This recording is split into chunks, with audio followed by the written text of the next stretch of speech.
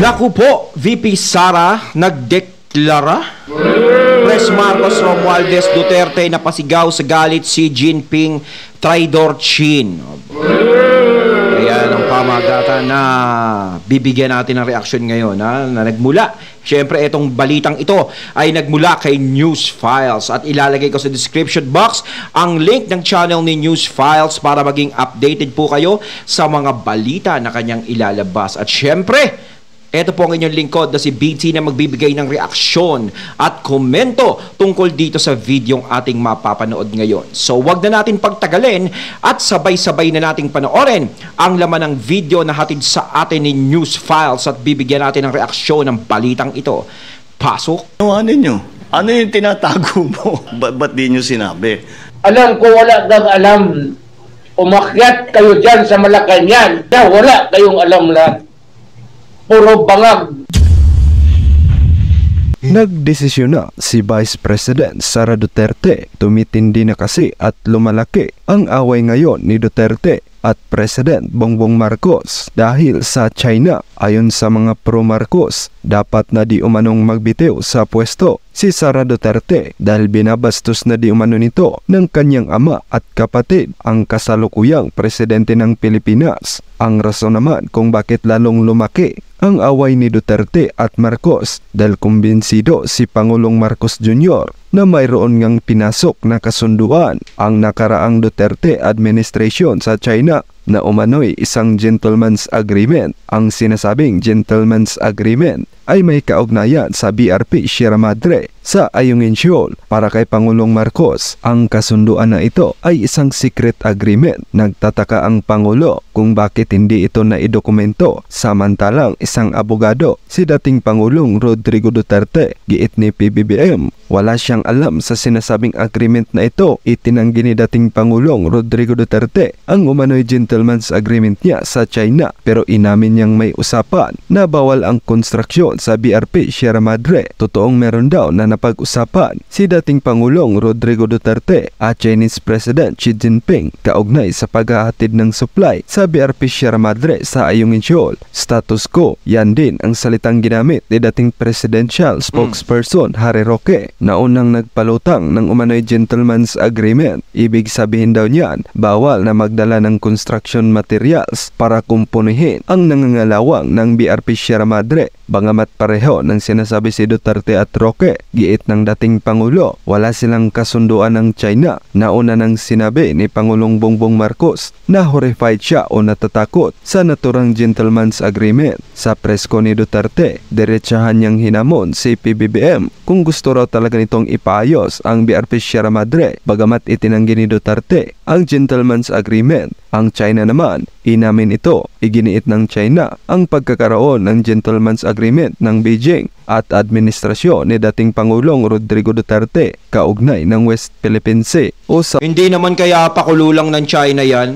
Yung sinasabi nilang nagkaroon ng gentleman's agreement para talagang magkagulo lang dito. Sa akin, ako, opinion ko lang ha, kung hindi naman totoo hindi. Diba? Kasi ang gara di ba? Kung talaga nagkaroon ng agreement yan, no? Simula pa dati nung panahon ni FPRRD, di dapat nung panahon pa lang ni FPRRD, close case na yan, sarado na yan, di dapat nasa kanila na yan. Bakit nandito pa rin sa Pilipinas yan? Hihintayin pa ba ni FPRRD na mapunta yan doon? Hihintayin pa ba ni FPRRD na magkaroon ng bagong presidente? Diba? Na alam niya naman na puputok yung ganyang issue. Diba? Di dapat tong panahon pa lang niya is ginawa niya na yan. Kung gagawin niya, siya yung presidente nun Okay lang sana kung mag-e-extend pa siya sa pagiging presidente o yung anak niya tatakbong presidente. Ang problema nga, hindi naman tumakbong presidente si FPRRD, hindi niya tinuloy. Kumbaga, hindi siya nagtuloy-tuloy, nag-extend. At hindi rin naman tumakbong vice president si VP Sara. At si PBBM, yung naging presidente. At hindi naman siguro kinausap ni FPRRD si PBBM na nagkaroon ng ganyang agreement at dapat sumang-ayon. Wala naman sigurong ganun. Ngayon yung China ang nagsasabi na merong gentleman's agreement. Pero si FPRRD is tinatanggi niya yun. No? Siyempre, siguro sa pakikisama niya sa China noon, masyadong natuwa yung China sa pakikisama ni FPRRD nun na buong akala nila na, pag tayo may kinuha dyan is maibibigay sa atin. South China Sea, batay kay Chinese Foreign Ministry spokesperson Mao Ning, tumindi ang tensyon sa West Philippine Sea, partikular na sa Ayungin Shoal na tinatawag nitong Renai Jiao dahil sa anyay pagtanggi ng Pilipinas na alisin ang nakasadsad na BRP Sierra Madre, gayon din ang pagtanggi ng kasalukuyang gobyerno sa pagkakaroon ng gentleman's agreement sa pagitan ng Beijing at Duterte administration. Inabando na rin umano ng Pilipinas ang kasalukuyang pagkakaunawaan ng China at Pilipinas sa isyu ng Ayungin Shoal. At Tsaka gentleman's agreement, salitaan lang yan eh. Kumbaga, salita, wala namang sulat yan. Wala naman silang pinirmahan dyan. Hindi pa rin epektibo yung ganyan.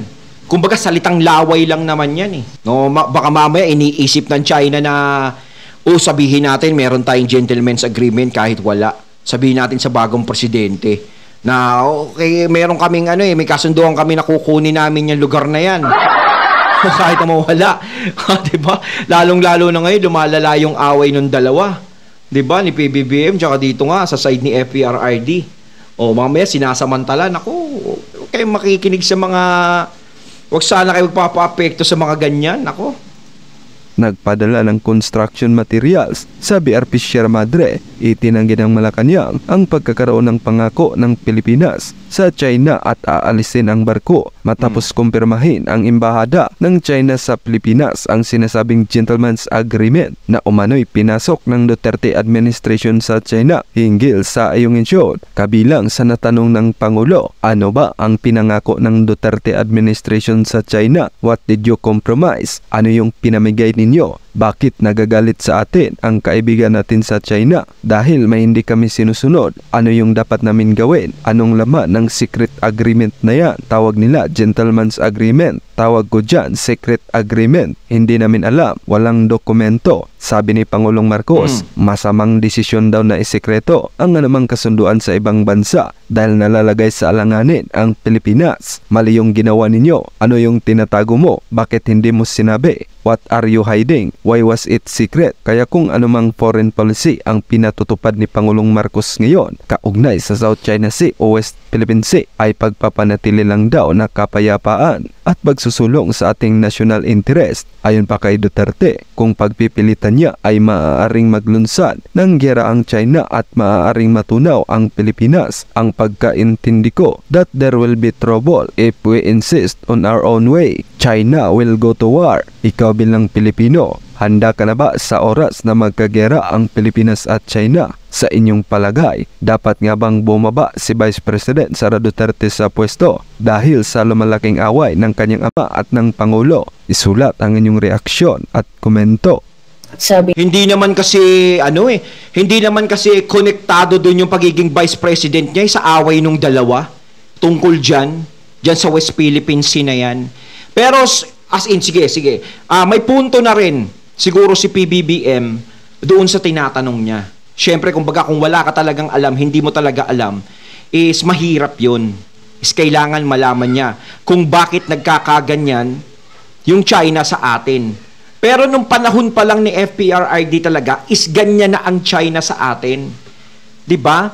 Halos nakikipag-usap na tayo ng maayos sa kanila, hinihilot-hilot na natin sila, pero sila tong talagang parang umaabuso sa pakikisama sa atin. Pakikisama natin sa kanila pala. 'Di ba? Halos binubuli tayo, patuloy pa rin ang ginagawa nila. Bakit sila gumagawa nung ganun, nung panahon ni FPRRD, kung meron silang agreement na ganun? Uulitin ko, dapat nasa kanila na yung gusto nilang makuha. Kasi ngayon, agresibo masyado yung China eh. May gusto silang kunin sa atin. Na yun ang tinatanong ni PBBM. Bakit sila galit na galit? Ano ba ang kailangan kunin nila sa atin? Sinasabi ko nga, baka mamaya, iniisip ng China na ganito na, may agreement naman kumbaga, palabasin na lang natin na may agreement tayo, ganito, ganyan. Total, hindi na naman presidente yung isa, walang magagawa yun. Di kaya parang ganon. Di ba? Kaya tayo gumugulo eh. Kasi tinatanggi rin naman ni FPRRD yun eh. Yung agreement na yun, na merong kasunduang gano'n na may binibigay tayo sa China. Diba? Uulitin ko, yung binibigay sa China na yan, yung West Philippine Sea, kung ano man yan, Eh di dapat noong pang panahon niya, bakit pa aabutin niya pa sa panahon ni PBBM? Diba?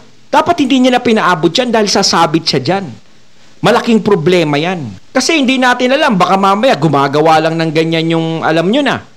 Para mag-away, magkagulo lang. Oh, para sabihin na, nagkasundo na kami nun eh. Dapat ibigay nyo sa amin yan. Diba? Kahit wala namang pinag-usapan na ganun. Ang alam kong pinag-usapan is yung ayusin, yung tahimik, di ba? Patahimikin ng kumbaga, hindi tayo madamay sa anumang away, kaya nakipagkaibigan tayo nun sa China. No, ayusin, daanin sa mabuting usapan. Kaso eto, masyado na silang nag-aagresibo. Israel, galit na po kami dito sa work about the war that BBM is waging against China. Dito po sa UK, we can feel the Ukraine and Russia conflict. Paano na lang pag Pinas and China na? Saan tayo pupunta? Sabi ni Frank Ben, bakit ang mata pobre ni PRD nilalait ang hindi nakatapos mag-aral? Sabi ni Frank Ben. Hindi po, ang nilalait niya isang pangulo na nagsasalita ng walang kaalaman. In fact, kung titignan ninyo ang statement ni Pangulong Duterte, dating Pangulong Duterte, umakyat kayo ng Malacanang ng walang alam. Bakit ito importante? Because we put power in the hands of a person who appears to be not qualified to make these tough decisions. Decisions that require intelligence and information. Tama nga naman. Ang pagiging presidente, hindi lang naman basta-basta yan eh. 'Di ba? Kailangan meron ka talagang kaalaman dyan. Pangalawa is yung pagiging matibay. Yung hindi ka lang one-sided nakikinig. Nakita natin na nagsalita rin ng ating Pangulo tungkol sa Vice-Presidente. Natanong siya about her silence. It's not silence, she just didn't comment. Her silence over the WPS issue. And two important things ang binanggit ng ating Pangulo. Number one is that she doesn't have to, it's not her work, but that the Vice President and I are aligned on that issue. For me, that is a big question mark. What does he mean that he and the Vice President are aligned? Well, para sa akin, they are still, the Marcos administration has shown that they are still riding on the popularity of the Vice President. Kailangan yung sabihin, we are aligned. Pareho kami ng panig pagdating dito sa issue ng WPS. But she does not have to talk. Kasi nga, hindi naman niya trabaho. Siya po ay kalihim ng edukasyon at saka vice-presidente, hindi siya concerned sa matters of foreign affairs. Gayunpaman, kailangan pa rin isingit na magkapanig sila dito sa issue na ito. Bukod sa natahimik yung mga trolls nila, nakakatawa kasi parang, bakit sinabi ni Presidente, nagkakagulo ngayon sila dun sa baba? Kasi sunod-sunod yun sana yung bakbak nila lalo na dun sa sa X, may mga atribida dun na nagsasabi, hindi, dapat magsalita siya. Dun sa ibang matters, nagsasalita siya, dito tahimik siya, etc. May mga ganon, nahirit. Ngayon natahimik sila. Paano ngayon nila sasalbahin ito? Na sinasabi ng ating Pangulo na tama, hindi naman niya trabaho yan, bakit siya magsasalita dyan? Hindi rin natin sinasabi na knight in shining armor ang Pangulo dito kay VP Inday. Kasi kailangan pa rin niyang sabihin na we are aligned on this. Talaga. So, but in the meantime... Kasi yan ang hinihintay nila, yung pagsasalita lagi ni VP Sara, kung anong masasabi niya sa WPS, diya sa sitwasyon. Kaya sabi nga nung iba, bakit? Kailangan magkaroon pa rin siya ng opinion kasi iba nagkakaroon ng opinion eh. Diba? Kahit naman nga magsalita siya, kahit na anong sabihin niya dyan, wala pa rin mangyayari. Dahil yung presidente pa rin ang masusunod dyan kung ano yung magiging desisyon niya. May maitutulong ba yung sasabihin niya? Kunwari, magsalita siya. Gagawin ba ni PBBM yung sasabihin niya? Diba? Depende na lang. Pero, yung mga ganyang kasing problema, is problema na syempre ng presidente yan. Kung paano malulusutan yan. Kung paano mariresolve yan. Hindi problema ng vice president yung ganyang sitwasyon. may nakaatang na bukod na trabaho ang Vice President. No? Iba ang trabaho ng Vice President, iba ang trabaho ng Presidente. Ngayon, kung kinukuhanan ba siya ng opinion ni PBBM, go. Malay natin, hindi natin alam. Baka mamaya nag-uusap yung dalawa, si BP Sara at saka si PBBM, baka mamaya humihingi siya ng opinion. Ano ba talaga yung pinagkasunduan ng father mo tsaka ng China? Malay nyo, di ba? Sila yung nag-uusap. Ang hirap kasi magsalita tayo agad-agad ng ganun eh. Kasi si VP Sara kasi hindi siya showy. Di ba? Hindi naman siya showy na, ganito, kailangan gumawa ako ng papel. Kailangan mapansin ako. Kailangan mahigitan ko yung presidente. Kasi kapag nagsalita siya, hindi mawawala yung mga tao na mag-iisip sa kanya, lalong-lalo na yung mga inis sa kanila, na, naku, umiepal na naman yan, may presidente naman, skala mo kung sino, di ba? Parang gusto niyang kunin yung pwesto ng presidente. Ganon yung papasok na naman. Kung wala bang mag-iisip ng ganon, baka mamaya nagsalita din ang opinion niya yan. So, ang iniisip, kaya siya nananahimik kasi mayroon ngang usapang ganon, maka-China, ganto, ganyan. Lahat naman tayo, ayaw natin dyan eh. Diba? Kung ganun talaga mangyayari is pangit talaga na tayo yung pag-aari natin ibibigay sa ibang lahi. Kahit naman ako, ayoko ng ganun eh. Diba? Ipaglaban natin yung dapat nating ipaglaban, lalo na yung karapatan ng bansa natin. Diba? Kaso nga lang, ang tanong dyan, kung magbaba ng ganun na ang China, is kayanin ba natin yung ganung sitwasyon? No, na makipagbakbakan tayo sa kanila? Hanggang saan tayo pupulutin nun? Ako, I don't trust that statement. Because nga, parang yung pinapalabas niya na hindi siya kailangan magsalita kasi pareha kami ng panic. Uy, kaloka ha? Pero at the same time, horrifying niya yung tatay ng vice-presidente niya. So ano yun? Ano yun? Yung laban bawi. Diba? Kumakabig siya. Kasi I am horrified. May mapa-horrify pa siya tungkol dun sa so-called secret agreement. Paano niya nalaman na may secret agreement? Supposedly daw, kinonfirm daw ng China. Siya lang ang nagsasabi nun na. Nasa naman, he says, undocumented. Undocumented, walang pagpipirma, walang kahit ano. So, ano ibig sabihin nun? Wala naman yun. Kumbaga, hindi naman malakas na yung ginagawa ng China eh. Kuwari, may nagbebenta ng bahay. Tapos bibili ka ng bahay. Papayag ka, bibilin mo yung bahay, wala kayong pirmahan. Di ba? Tapos sasabihin nyo, nagkaroon lang kami ng agreement niyan. Salitaan lang kaming dalawa na binili ko sa kanya yung bahay. Binigay niya sa akin, ganito yung bahay niya, binili ko sa kanya. Wala kaming pirmahan na nangyari. Di ba hindi pwede yun? Dapat magkaroon ng pirmahan. Hindi rin naman siguro tanga-tanga ang China kung sakaling magkaroon ng agreement, pati si FPRRD, na magkakaroon lang sila ng salitaang agreement na walang pirmahan. Nasasabihin ni FPRRD, sa inyo na yung West Philippine Sea, ganito, ganyan. Tapos sabihin ng China, sige, amin na West Philippine Sea, amin na, dali na namin yan. Ganun lang, walang pirmahan. Ay, di ba, hindi pa rin magiging matibay yon kahit saan. Ang may-ari pa rin nun, kung sino yung talagang nagmamay-ari nun, kahit yung bahay na yun, kahit nabili sa kanya yung bahay, wala namang pirmahang nangyari, sa kanya pa rin yun. Di ba, walang dokumento na nagpapatunay na nabili yung bahay di nakabili pa rin ng kawawa. Ibig sabihin, ganun din yung China. No? Na bumili sila o kumuha sila ng isang lugar na walang pirmahan. Di ba? Hindi pwede kasing gawin nating basihan yung usapan na yan. Maaaring ni PBBM yan. Maaari niya ipawalang bisa lahat yan. Kasi walang formal na pirmahang nangyari dyan. Ngayon yung China ang naggaganyan, kahit naman kahit saan sila dalhin, kung talagang nagwawarla-warla sila ng ganyan, may gusto silang kunin at may agreement, pwedeng sabihin na, asan na ba yung agreement? Nasaan na yung pinirmahan sa inyo?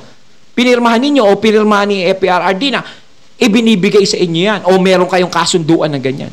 Kapag walang mapakita yung China, ibig sabihin, ibang nila talaga. Sir, hindi yan binding. Ano ba? Horrified ka dyan. Hindi naman yan binding sa inyo. So, Why are you horrified? It brought us peace, Mariosep. Para namang, ito yung problema ko kasi pinapabayaan ng DFA na magsalita ang ating Pangulo na gano'n, on the fly. Ang ibig sabihin ng on the fly, yung biglang parang ambush. Hindi ba siya na-inform tungkol dun sa mga sinasabi niya, yung repercussions niya, sasabihin niya na unsigned, undocumented, there's nothing in writing, there's no halika, bigyan niyo ako ng mga dokumento. Ano ba? So, I'm afraid that he has been allowed to speak too much without being fully informed. Ito, tama yung sinasabi ni Ched. They're making enemies left and right. Tapos enraging the public pa sa taas ng bilihin. Arrogance and incompetence, nakakagigil. That is correct.